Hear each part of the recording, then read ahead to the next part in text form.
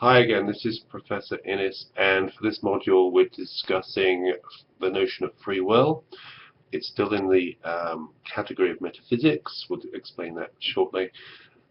And with free will, we are discussing it in relation to the principle of determinism, namely that all acts are determined by a given cause, therefore there's no such thing as free will, or little chance of any resemblance of free will.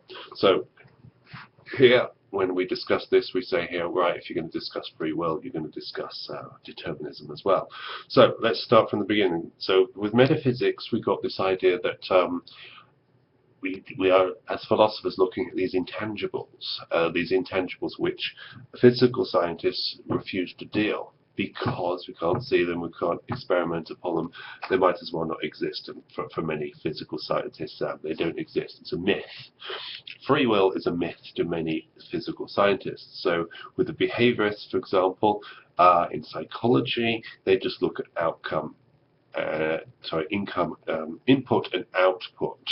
So with the Pavlov dog experiment here, you ring the bell, the dog comes running and is fed, and then after a couple of weeks you still ring the bell but don't feed the dog, and the bell causes the dog to salivate. So that's a cause-effect relationship, input, output. We're not bothered about the mind, not bothered about anything in there, but as far as the behavior is concerned, it doesn't matter.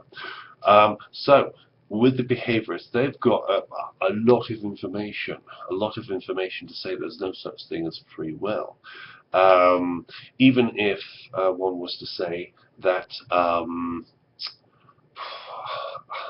I act in a certain way, I act virtuously, the behaviorists will still come back and say, okay, you're acting in this particular way because that's the way you were brought up. It was determined by your virtuous parents that you will become virtuous. There's no sense of saying that I have chosen at the age of 25 to become virtuous. The behaviorists and the determinists will say, this is impossible. You can't just choose your actions. There's got to be a cause to them. So in that way, the way you're brought up, the way you're influenced by others will constantly determine your actions. So therefore there's no freedom as such. So with that, again, in metaphysics and free will, it looks like the behaviorists have got all the information and all the proof to say there is no such thing as free will. So when one says they have free will, one has to constantly be aware of the strong argument put forward by the behaviorists. And again, if there's a lot of information to say, a lot of proof to say there is no free will, then when you start to argue for free will, you're going to have problems. So let's look at free will now. So with free will, we could say, okay, I believe that all my actions are my own actions. Again, but going back to the determinist argument, action is caused by something else. So therefore, I think that democracy is a good thing because that's the way I've been brought up. It's been caused by something. And now I can't simply come up with a brand new theory which says here, democracy is a great idea, and let's all work towards democratic processes. Again, democracy has existed before I was born, and people were arguing that before I was born, and that's been influenced and caused by outside views. So I cannot argue that it's my view that democracy is a good thing.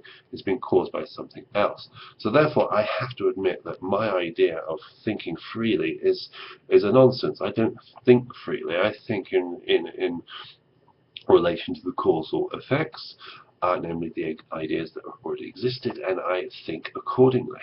So I can't say there's freedom of thought, freedom of action. Again, I'm limited by who I am. I can't fly. I can only run at a certain pace as a human being, and so forth and so on. So yeah, again, physical, mental freedom doesn't seem to be much proof of that to be the case. Of course, Jean-Paul Sartre in the text puts forward the argument quite clearly that even a choice is free will. Even a choice adds up to you being free.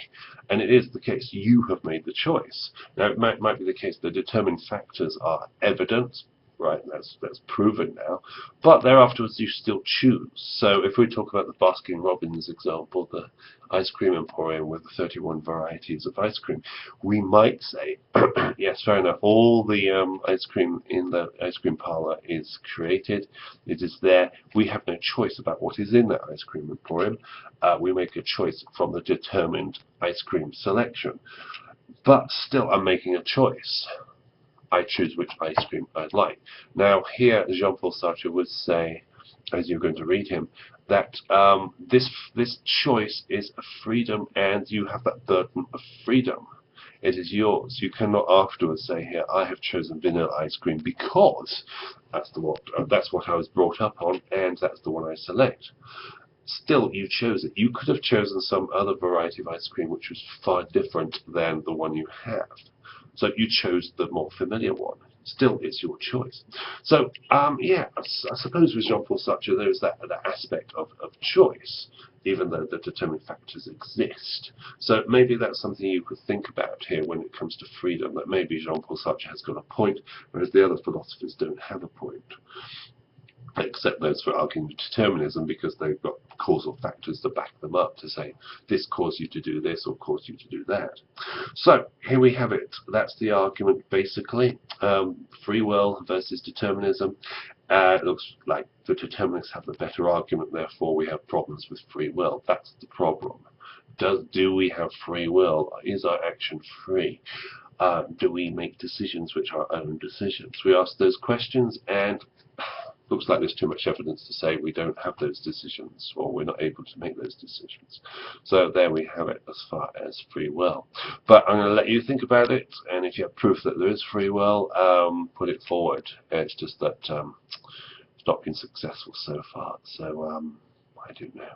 But put it forward, please. If you find it, let me know. Okay, great. So I'll speak to you later then, and see you online. Bye.